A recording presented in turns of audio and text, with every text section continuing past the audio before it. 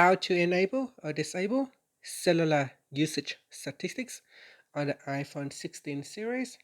First, let's return back to the home screen by swiping up at the bottom of the screen. And from the home screen, tap on Settings. Now in the Settings page, we scroll down and then tap on Cellular. Next, scroll down and then tap on Enable Cellular Usage Statistics. Tap on the toggle button to turn it off or switch it on. And that's it. After that, you can swipe up to go back to the home screen. Now, when you turn it off, it will reset your current period. So as I have just switched it off, you can see it shows my current period is 0 minutes.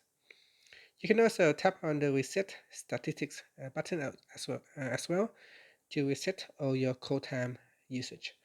Finally, swipe up to go back to the home screen. Thank you for watching this video. Please like and subscribe to my channel for more videos.